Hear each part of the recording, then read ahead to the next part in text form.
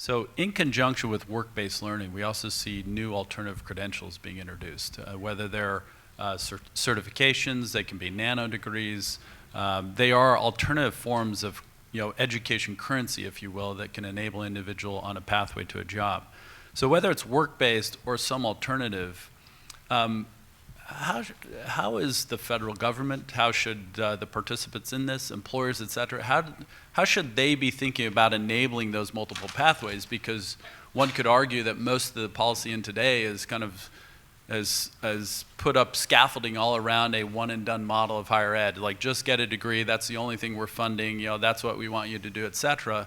But to afford all these alternative pathways, whether it's work-based or non-degree credentials, what has to shift in your mind to enable that innovation around that future?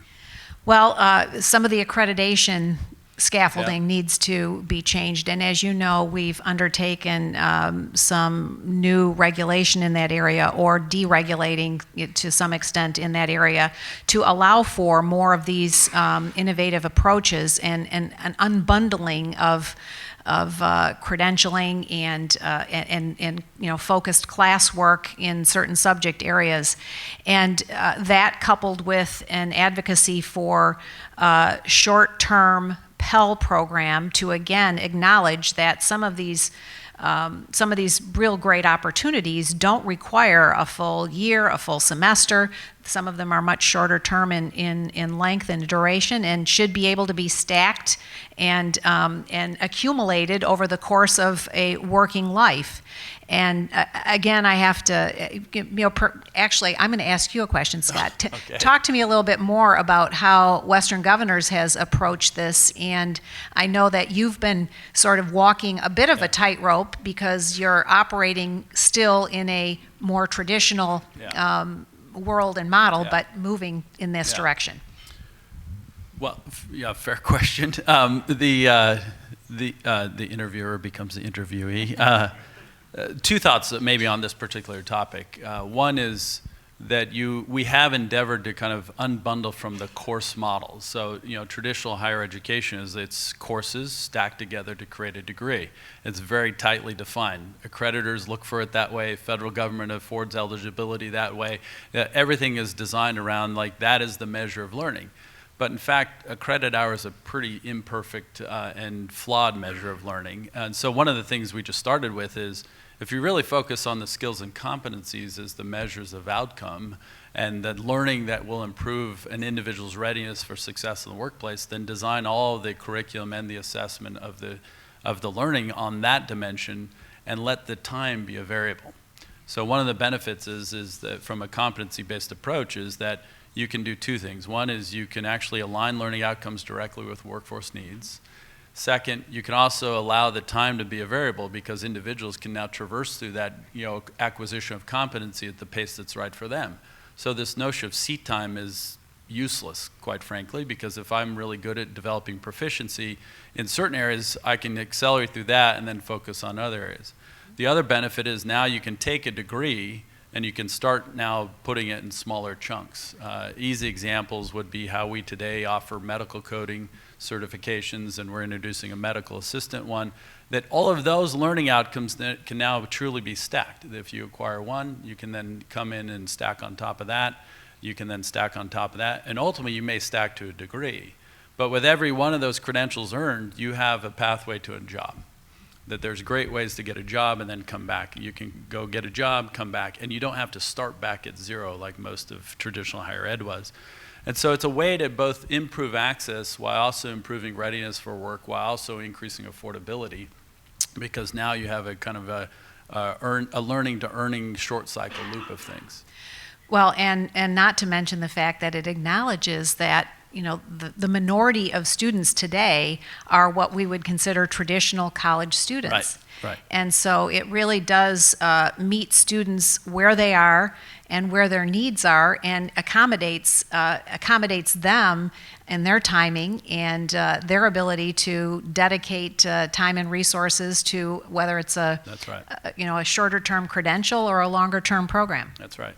And that's maybe one of the key themes to hit on more of is that the future of higher education or post-secondary education is the working learner.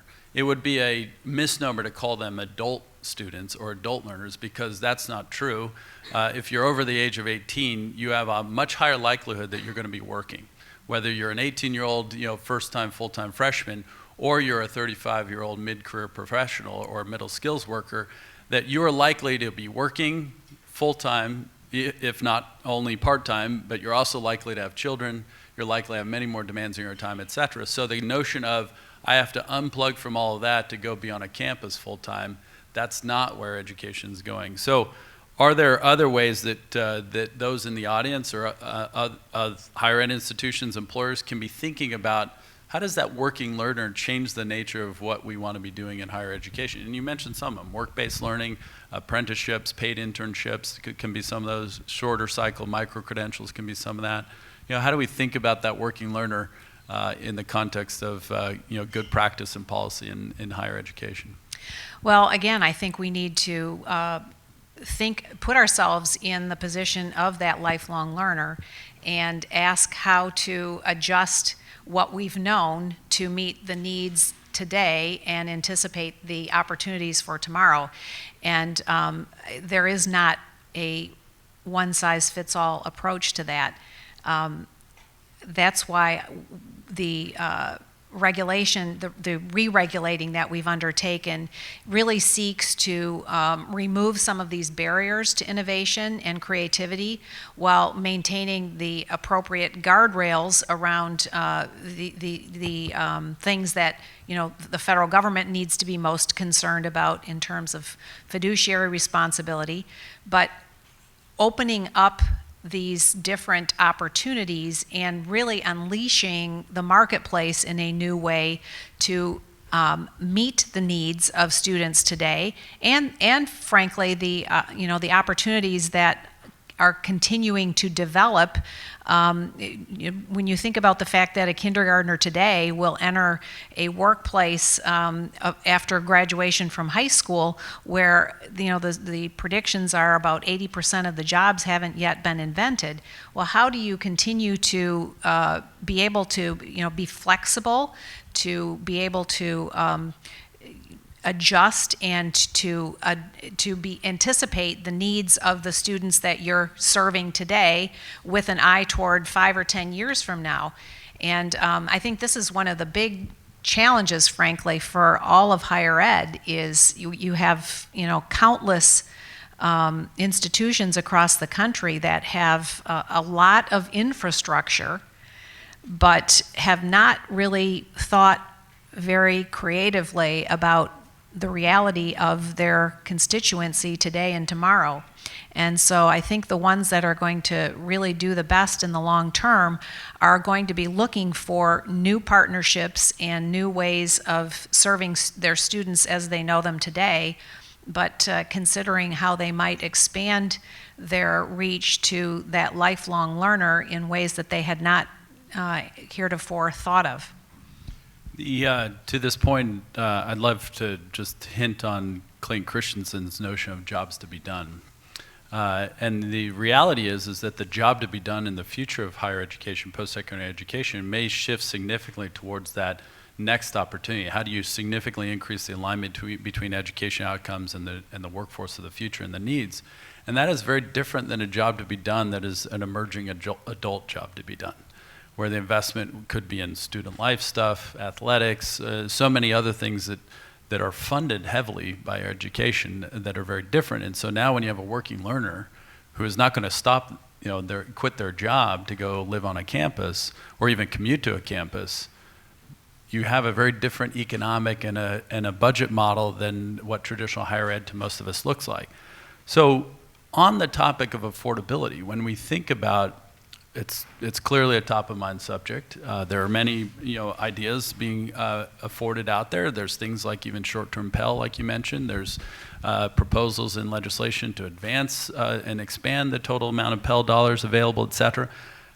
In the notion of adult learners, continual learning loop, alternative models, how does affordability conversation itself get recast? Because it can't be only about the cost of a 4-year bachelor's degree. We have to think about it differently. Well, again, I think it goes back to the notion that acknowledging that there are shorter term programs, certificate certifications, and other shorter term things that, by virtue of their length, if nothing else, are less costly, and the opportunity for students to this apprenticeship notion that there are ways to develop earn and learn opportunities that have not even been the surface not even been scratched on those opportunities, both at the K-12 level, but importantly at the higher ed level as well. And I just want to reference a couple of the things that we're doing, concrete things we're doing right now that will make a difference around affordability. And one of them has to do with the federal work-study program, which most students today work on the college campuses. Well, we are expanding that and encouraging employers to seek out students who are pursuing whatever their particular industry needs are, to be able to give them relevant work experience while they are on that traditional four-year campus. And then also with regard to giving students more information to make more informed choices around programs they are going to pursue, we are adding a lot of information to the college scorecard at the program level, where students will be able to compare between a number of institutions, the same program, determine how much it will cost them at each of those institutions, and importantly, what they're likely to be able to earn after they complete that program and graduate. These are steps that we are taking in the right direction, but more importantly, going back to what Western governors and others are leading the way on, you are helping to shine a light on what can be, and helping to pave the way for other innovators to consider new ways of meeting students' needs, and doing so in a way that's going to, I think, ultimately drive the cost of education, no matter where, down significantly.